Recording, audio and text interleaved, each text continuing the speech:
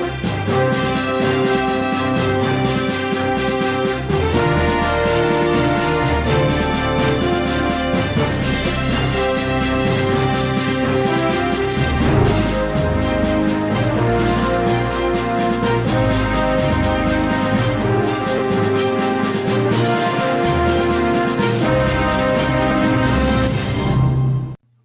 evening, ladies and gentlemen, and welcome to another edition of What's Happening. I'm George Binns, and the guest this evening is the Ward 6 City Councilor Dominic Copeland. Welcome, Dom. Thank you, George. Thank you for having me. It's great to be here. Well, what started this off is I've been following your posts on Facebook, and I guess it started with trying to get access to the high school gymnasium. And I guess you had a bit of a tussle with several people and eventually convinced the mayor of the wisdom of opening up the high school gym. So with that kind of success, I guess you're ready to start taking on city parks. There we go. Well, with something like that. So what do you think the problem is with getting access to all these recreational facilities? The city's got a gazillion of them. A really proud city from that perspective. Yes, and I'll say this: it was the outdoor basketball courts at the high school that had a lock on them that I was trying to get opened up, which they just did. So indoor facilities, we're still working on those. But for the parks, especially coming out of COVID or when we went into COVID, everything was just locked down. The rims and everything else, because they didn't want kids out and potentially spreading the virus. As of now, we have shown there hasn't been a major spread of the virus. And I think more of the courts are becoming open, but we have underutilized that resource as a city. And one of the biggest problems is that many of our parks are built right into individual communities. So they're really community parks. So you have a house here, you have a house there surrounding the park. So as you know, we have teenagers who, like to get excited. And if they're playing basketball or something else, it's going to be competitive. There's going to be noise. Sometimes they might have music. Sometimes there might be some language that we don't want to hear or want little kids to hear. But there really is no place for these teenagers to go within our city. Indoor facilities are far worse. There's no indoor facilities for them to go to, especially right now. I have to take my son to, Ipswich or Gloucester just to get into an indoor facility at a YMCA. Our own YMCA, the indoor courts aren't open or accessible yet. We have a teen center, not accessible yet.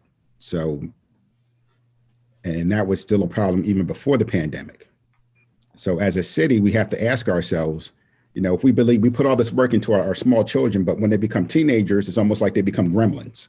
And we, almost like they become COVID and we don't want to deal with them. We don't establish places for them to have positive outlets. And if we continue to do that as we grow, we're going to have a huge problem on our hands with teens getting into other things that are less productive. And then we're going to have to call in the police and everything else to help us with those issues when, if we just provide productive avenues, we can make a huge difference. In the city parks and indoor facilities are a huge piece of that.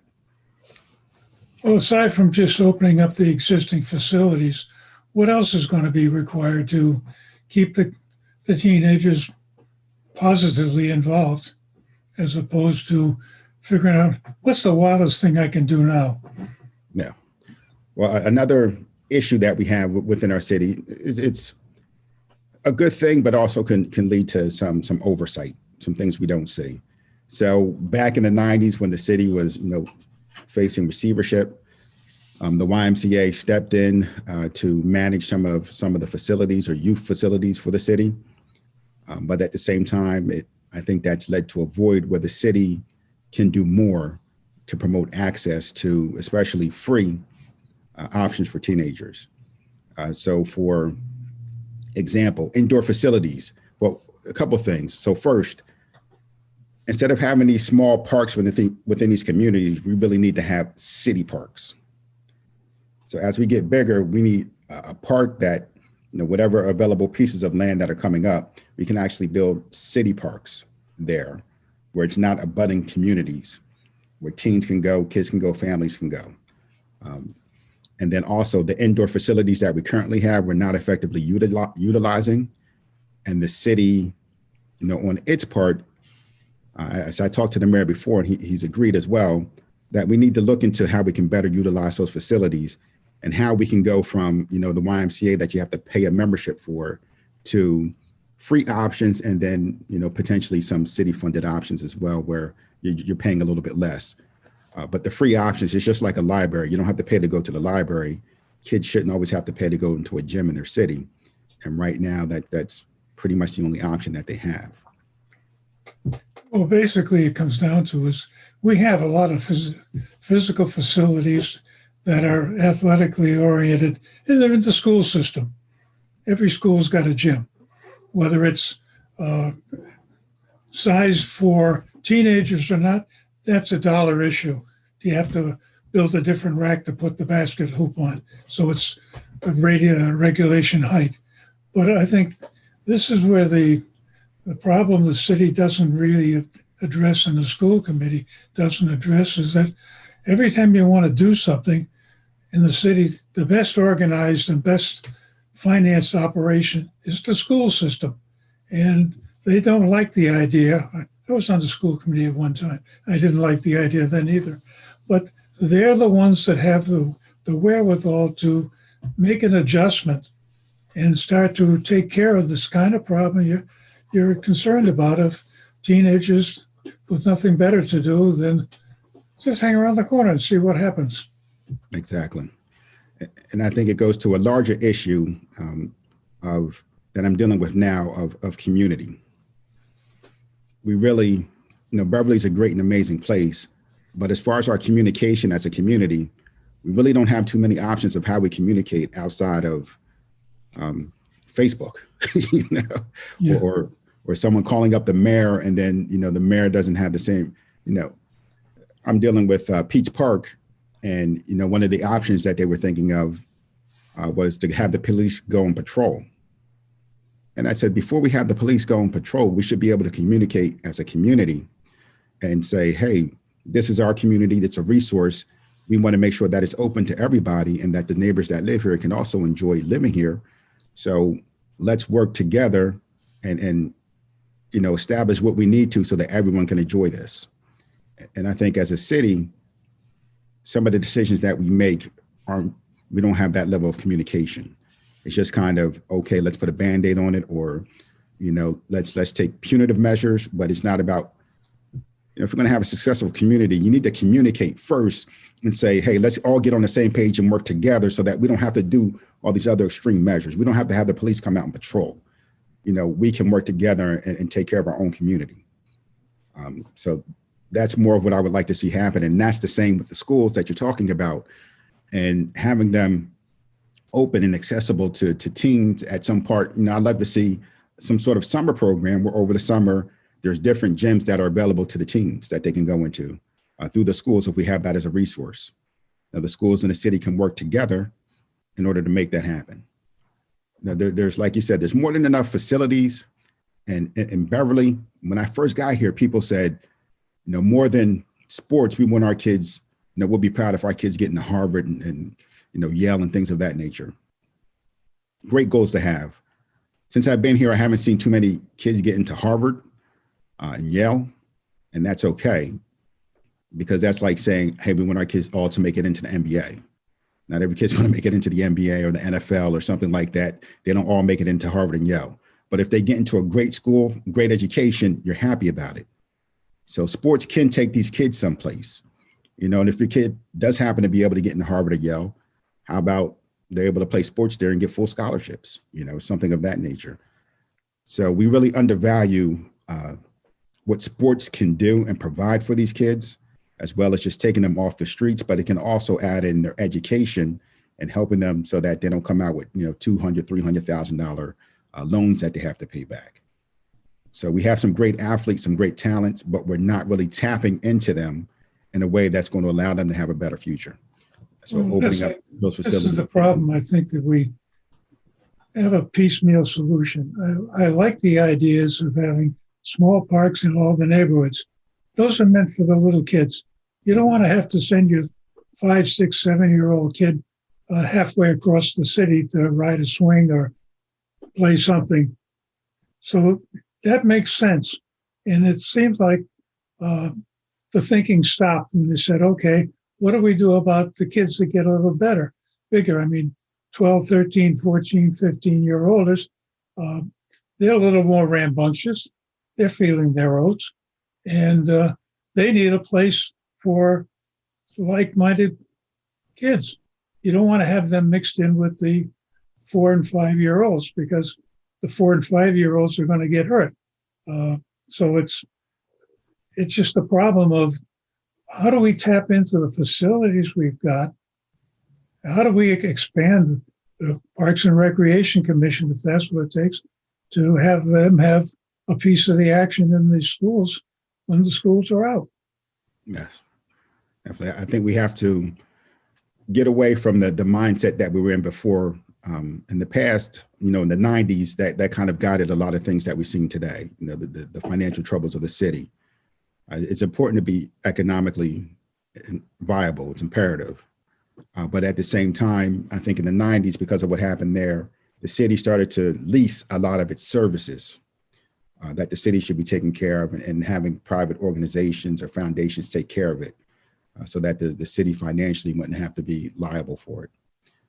But as we grow as a community, that's not going to be a sustainable model. Like I was saying before, we need to have city parks, that have basketball courts, that have all these other things. We can't just rely on private organizations to provide those.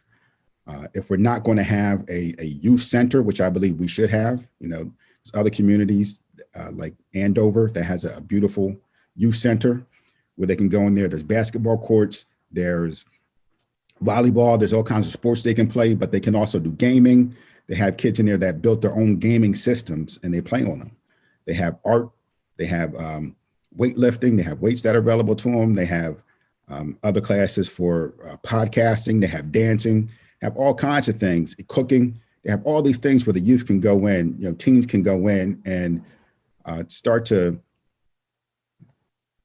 express themselves in different ways. And we don't have that capability here in our city. And if we're going to be the city that we say we are and continue to grow, those are things that are quintessential. We must have them. Well, part of the action, I think, is to take back the facilities, the responsibility from the Y, and the city's got to step up. And what you're talking about now, I think, is more an issue that it doesn't really focus entirely on Ward 6. It's a citywide issue. And it sounds like a job for the councilors at large. So I guess the next obvious question is, do you have any support from them? Have you got an inkling as to what they're thinking on this issue? Yeah, I think that the councilors at large have been a great support. And we've been talking about the same issue as far as how we like to move going forward. If we think a youth center might be needed, or, in the short term, it's, Ward 6 and ward to ward, the pressure came when, all these other parks were being shut down and the kids were working to find a place where they could go. So then Pete's Park, which is a smaller park, all the kids congregated there because all the other parks were closed. So that's why I worked to get the high school back open, those courts, so that the kids could disperse a little bit instead of all going to one place. So the less we have, the more pressure it builds up with these individual community resources. But the councilors at large, are the ones I've spoken to, are on the same page. They feel the same way, and they want to see things change and progress. They know it's quintessential that for our youth, especially for our teens, for their mental health and well-being, they need to have these productive outlets.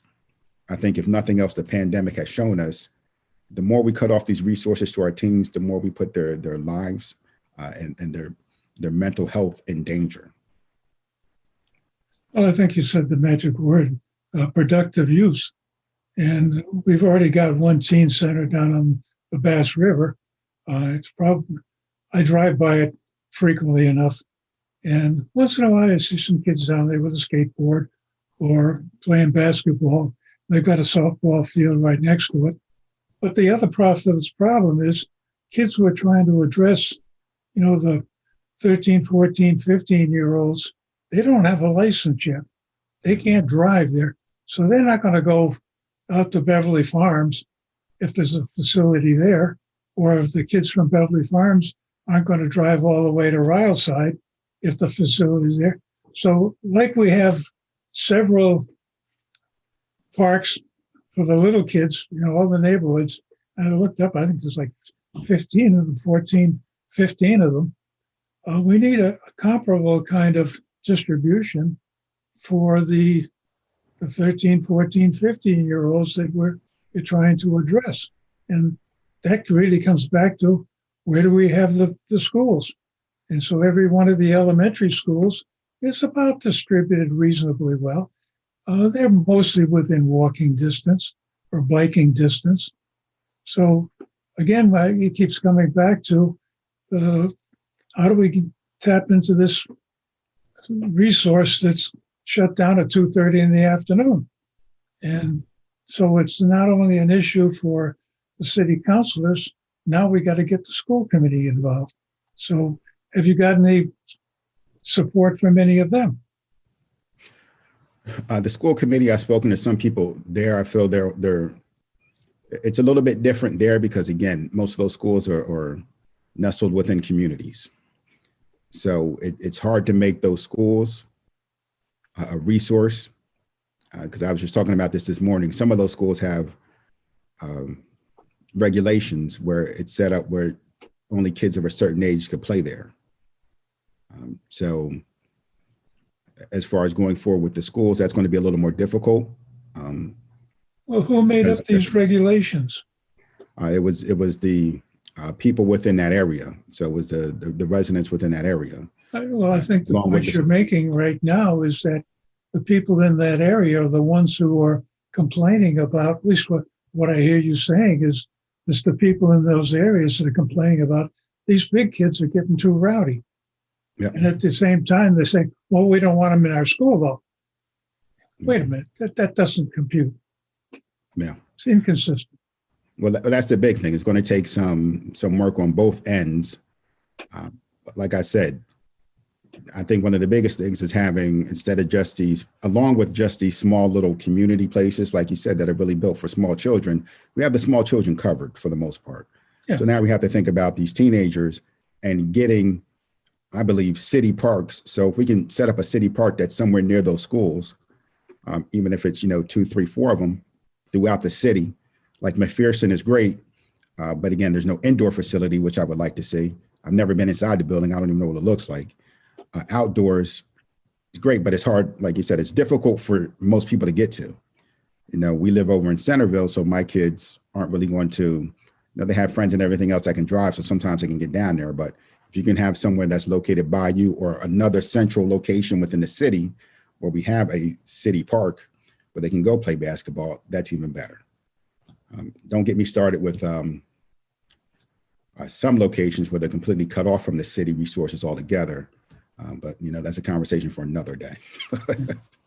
Well, I mean, this is part of the issue of how do we get everybody involved in this particular situation? It's a case of, okay, we did a great job for the little kids and they're going to wash our hands and say, it's all done. It ain't done yet. No. We got to follow through. Hey, little kids grow up and they become 13, 14, 15-year-olds. And they've got a different level of energy and a different range of what they can do and what they think they can do. And the point you were making about Andover, where, hey, there's more things to keep the kids interested besides basketball. And I've had a number of discussions on what's happening with the city relative to a STEM education system. And this is part of what you were talking about, that, okay, kids are interested in games. Well, let's make one up. They can do it. Yep. And I think this is part of what the high school and middle school should be showing the kids how to program. And they've got a natural inclination. I want to program a game. They aren't going to program a trip to Mars, but who knows? They may get there someday. I mean, it was wonderful to see when I went to the facility over in Andover to look at it, and they had, not just the games they could play, but the entire computer system was built by the kids. They built all these different systems. They took extra parts and everything else, came together, worked together, built 10 systems they could all play their games on and everything else. So if they can learn the gaming, the coding, and the biggest thing is if we can take all these things and put them under, house them in one place, I think that's beautiful. We have one building or whatever for it. I know I've had some conversations and people were saying they don't think it, financially the city's in the place to do that. But if we're looking at potentially building a stadium for 6 to 7 million, it'd take about the same money, maybe even a bit less, to build a youth center. So either we're going to build a youth center or we're going to start to actually right purpose the resources that we have so that we can use them towards what the teens need. Things will be a little more spread out that way, but at least they have them and they're available. Hopefully we can put them in different communities. But if Beverly continues to grow at the rate that we have been, at some point, just like any larger community, you're going to need some sort of youth center for the teens. Well, how much did the one in Andover cost? Did you ever get a price for them? Yeah, it cost them about that much. It cost them, I think it was $4 to $5 million for them to build. And they spend about, I think their budget is $500,000 a year. Okay, so that's not unreasonable money. We spent $1 million just to put a turf field at the middle school. And to some extent, the turf field gets used because there are youth soccer leagues that play there. And you mentioned earlier on that one of the things is we send the cops down to straighten them out. Well, what about the police athletic leagues? I mean, there's an opportunity for the police to interact with teenagers on a positive level. Hey, let me show you how to do a hook shot or something like that. Or how do you put a spin on the ball so that you can get it to do funny things? I mean, some of the cops know all this stuff, believe it or not. Yeah. They were kids once. And that's another opportunity to, I think, get a better understanding between the police and the public. And I've actually been a part of some of those police athletic and the fire athletic leagues down in Boston, along with my son. So, I see what that's like. It does definitely create a different chemistry when you can actually go over and talk, and they talk to you, and you just form a different relationship and a different bond. Kids get to know them on a different level. They get to know the kids.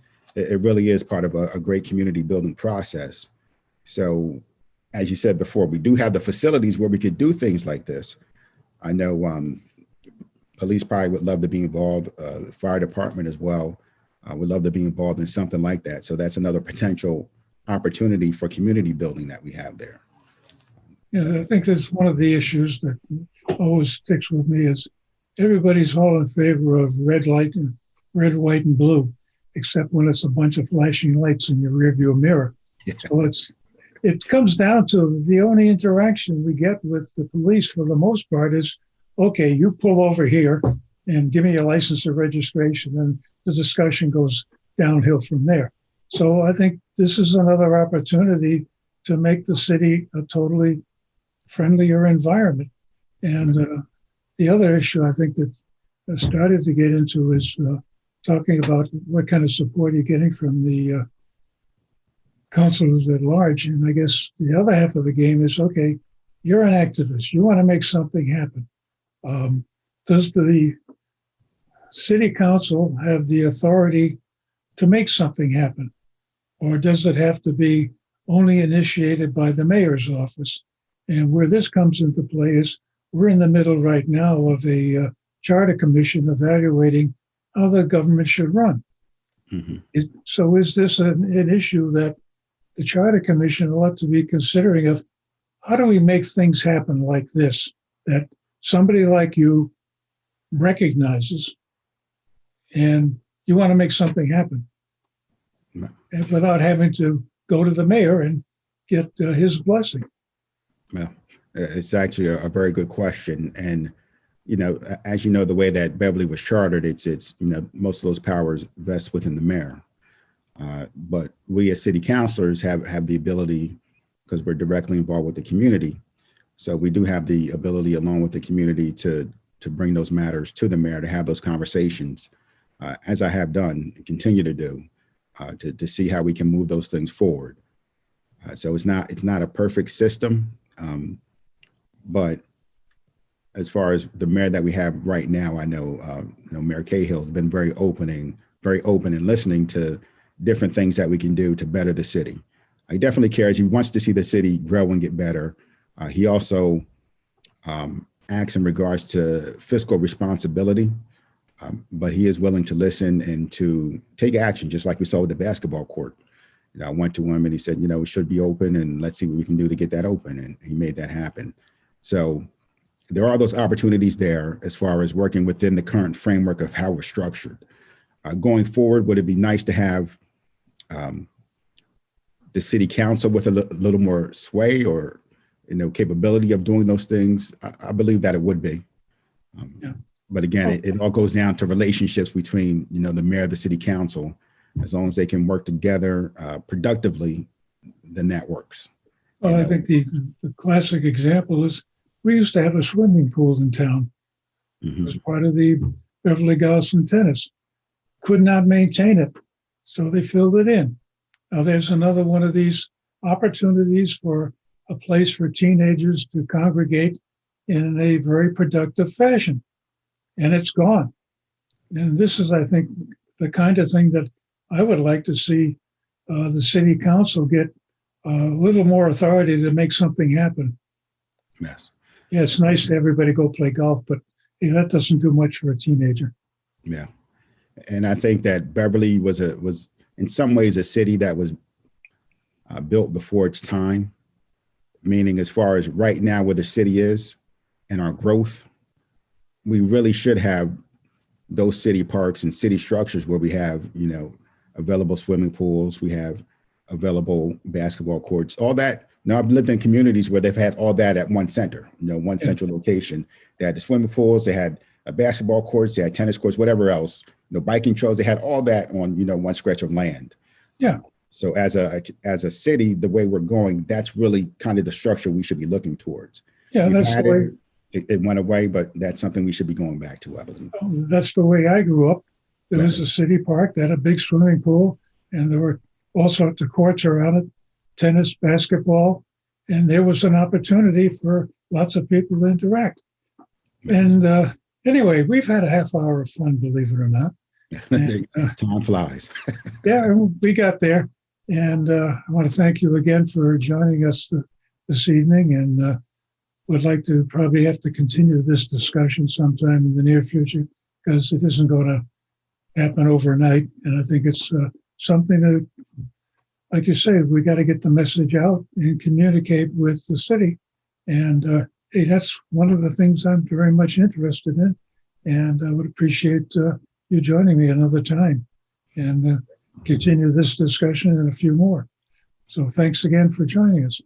And good evening, ladies and gentlemen. And if you've got some particular point of view on this issue or similar issues, at the end of the show, there's the credits, and next to my name is an email address. Send me an email, and you too can be sitting here. And thanks again, and good evening.